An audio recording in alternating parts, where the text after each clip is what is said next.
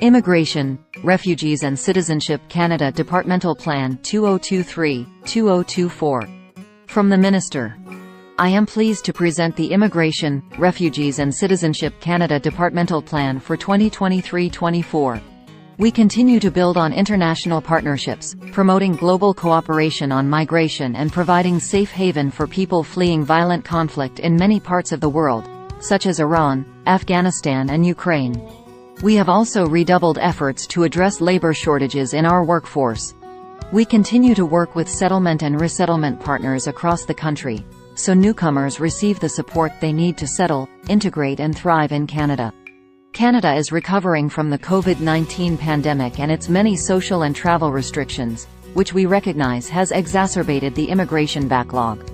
We have made great strides in client service improvements by designing and starting to implement a modernized immigration system that will deliver our services with a more client-centric approach.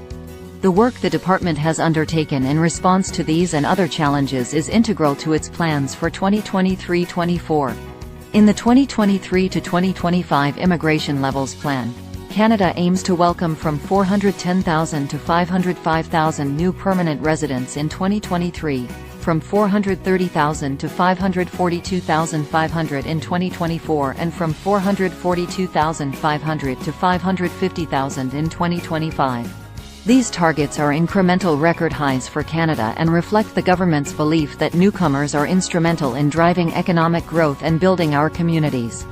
Achieving these levels will also mean reuniting more families and protecting democratic and human rights on a larger scale than ever before.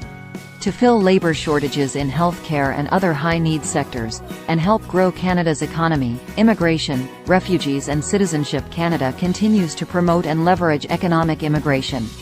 This includes enhancements to the Express Entry program, including Express Entry 2.0, which will further enable us to target key economic needs.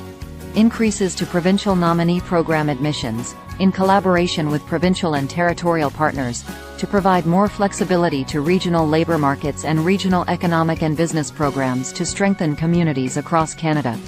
Additionally, the department is working to welcome 2,000 skilled newcomers through the Economic Mobility Pathways pilot.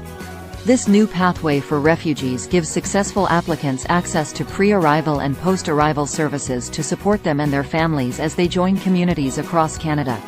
Immigration, Refugees and Citizenship Canada will further strengthen Canada's labour market by continuing to welcome newcomers through temporary worker and student streams. Both temporary workers and international students have the opportunity to remain in Canada as permanent residents if they wish to make their new home here. We will also work to achieve ambitious Francophone immigration objectives as we develop a new Francophone immigration policy to strengthen and guide our work moving forward. Central to our ongoing efforts to welcome and resettle vulnerable people from around the world, we have welcomed approximately 28,010 Afghans since the fall of Kabul in 2021, and we continue to work with allies, local governments, partners and stakeholders to create safe, reliable pathways to Canada. We fully intend to resettle at least 40,000 Afghans by the end of 2023. We have created a refugee stream for human rights defenders above our other refugee resettlement commitments. Canada committed to resettle up to 250 human rights defenders and family members per year through the Government-Assisted Refugees Program. Through our Afghanistan commitments, we also expanded the numbers of spaces available to human rights defenders. During this pandemic recovery period, we continue to implement flexible service delivery and work with service provider organizations to ensure the continuity of our resettlement and settlement services. Throughout 2023 and 2024, the department will further its transformation and digital modernization initiatives, while getting ready to launch the procurement of a new digital platform to replace its global case management system.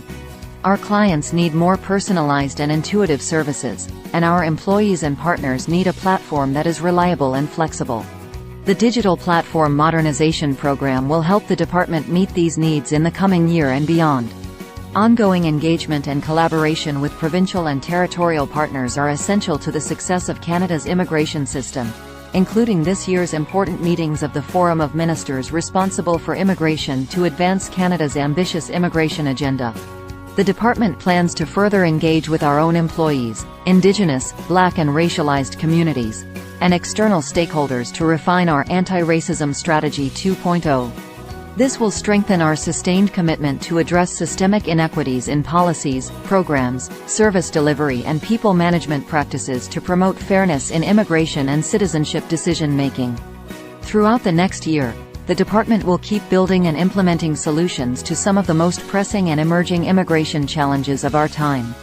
Our programs and operations have evolved significantly over the last 3 years to allow us to best serve our clients as we enter a period of unprecedented demand for immigration.